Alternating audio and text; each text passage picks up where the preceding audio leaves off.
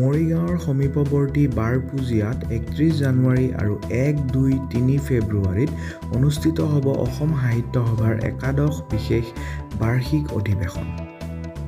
বাৰপুজীয়া পাছো ৰজা সমন্বয় ক্ষেত্ৰত বাৰপুজীয়া শতদল শাখা সাহিত্য সভাৰ উদ্যোগত অনুষ্ঠিত হ'বলগীয়া এই অধিৱেশনখনিৰ শুকুৰবাৰে লাইখুটা স্থাপন কৰা হয়।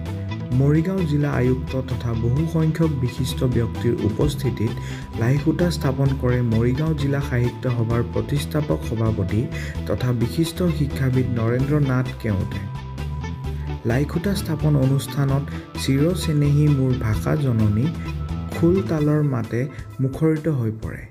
সহস্ৰাধিক লোকে অংশগ্ৰহণ কৰা এই লাইখুটা স্থাপন অনুষ্ঠানত সাহিত্য সভাৰ বিষয়ববীয়াৰ লগতে গণ্যমান্য ব্যক্তিসকলো উপস্থিত থাকে।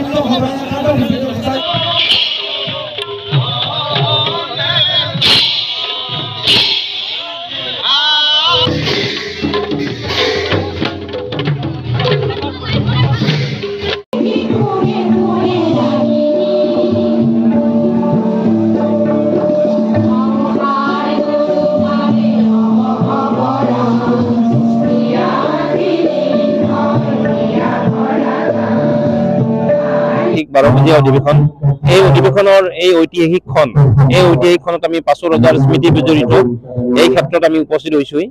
ইতিমধ্যে অসমৰ এগৰাকী প্ৰথিতযশা সাহিত্যিক শিক্ষাবিদ চিৰসমস্য ব্যক্তি নৰেন্দ্ৰ নাথ কেওট মহোদয়ৰ জৰিয়তে আজি আমাৰ লাইখুটা পতা অনুষ্ঠান আমাৰ সম্পন্ন হ'ল। গতিকে আমি এক আস্থা বিশ্বাসৰ ভেটি অসম সাহিত্য সভাই গঢ়িব বিচাৰিছোঁ এই মৰিগাঁও অনুষ্ঠিত বাৰপুজীয়া অধিৱেশনৰ জৰিয়তে। অসম সাহিত্য সভাই অসমৰ প্ৰতিটো জাতি জনগোষ্ঠীৰ ভাষা সাহিত্য সংস্কৃতিক স্বকীয় মৰ্যাদা প্ৰদানৰ লগতে বৃহত্তৰ অসমীয়া জাতি গঠন আৰু তাৰ লগতে অসমীয়া ভাষা আৰু অসমীয়া সাংস্কৃতিক পৰম্পৰাৰ উত্তৰণত সদায় অহোপুৰুষাৰ্থ কৰি আহিছে আৰু সেই বাৰ্তাকে আমি বাৰপুজীয়া অধিৱেশনৰ পৰা আমি প্ৰকট কৰিব বিচাৰিছোঁ। অসম সাহিত্য সভাৰ বিশেষ বাৰপুজীয়া অধিৱেশনৰ পাছো ৰজা সমন্বয় ক্ষেত্ৰত আজি প্ৰথম লাইখুটা অনুষ্ঠান আৰম্ভ হৈছে। এই লাইখুটা স্থাপন হৈছে মৰিগাঁও জিলা সাহিত্য সভাৰ প্ৰতিষ্ঠাপক সভাপতি মৰিগাঁও মহাবিদ্যালয়ৰ প্ৰাক্তন অধ্যক্ষ নৰেন্দ্ৰ নাথ কেওট ছাৰে।